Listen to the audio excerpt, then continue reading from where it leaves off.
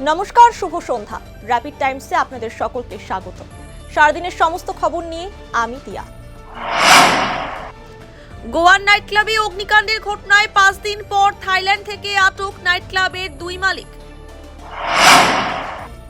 2 সপ্তাহের মধ্যে আর্জি করে পোস্টিং দিতে হবে অনিকেত মাহাতোকে, হাইকোর্টের রায় বহাল সুপ্রিম কোর্টে। রাজ্যে বিধানসভা ভোটের প্রস্তুতি কমিশনের ভোট প্রস্তুতি নিয়ে এজেন্সিগুলির সঙ্গে করা হলো জরুরি বৈঠক। এসআইআরে 50% ভোটারের নাম প্রোজেনি ম্যাপিংয়ে গরমিল রয়েছে কিনা খতিয়ে দেখতে নির্বাচন কমিশনের নজরে প্রোজেনি ম্যাপিং। উচ্চ মাধ্যমিক পরীক্ষায় প্রশ্নপত্র পড়ার জন্য দেওয়া হবে অতিরিক্ত 10 মিনিট, জানালো উচ্চ মাধ্যমিক শিক্ষা সংসদ। আগামী 20 ডিসেম্বর ধর্মতলায় শতকণ্ঠে সংবিধান পাঠের আয়োজন প্রদেশ কংগ্রেসের। সাংবিধানিক অধিকার সম্পর্কে সচেতন করতেই এই সংবিধান পাঠের আয়োজন করা হয়েছে বলে দাবি কংগ্রেসের। শিলিগুড়ির উত্তর শান্তিনগর এলাকায় স্বামীর পরকীয়া সহ্য করতে না পেরে চরম পদক্ষেপ। বৃহস্পতিবার সকালে শিলিগুড়ি নার্সিংহোমে এক মহিলার মৃত্যু ঘিরে ব্যাপক উত্তেজনা ছড়ালো। আজ শিলিগুড়ির নেতাজি বয়েজ প্রাইমারি স্কুলে আয়োজিত হলো বিজ্ঞান ও হস্তশিল্প প্রদর্শনী।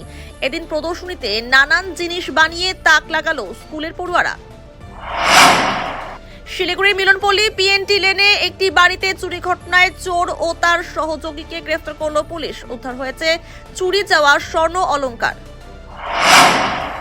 প্রতি বছরের ন্যায় এবছরও শিব মন্দিরের 18 খাই রামকৃষ্ণ বেদান্ত আশ্রমে যথাযোগ্য মর্যাদায় পালন করা হলো মা শারদা দেবীর 173তম জন্মতিথি উৎসব। উপচে পড়ল ভক্তদের ভিড়।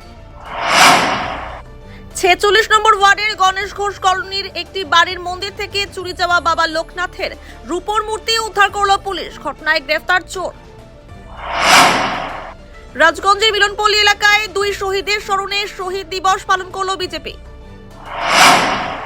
রাজগঞ্জ ব্লকের মাঝিয়ালি গ্রাম পঞ্চায়েতের মোটাগজ এলাকায় পথশ্রী 4 প্রকল্পের মাধ্যমে রাস্তার কাজের শিলান্যাস করলেন রাজগঞ্জের বিধায়ক খগেশ্বর রায়।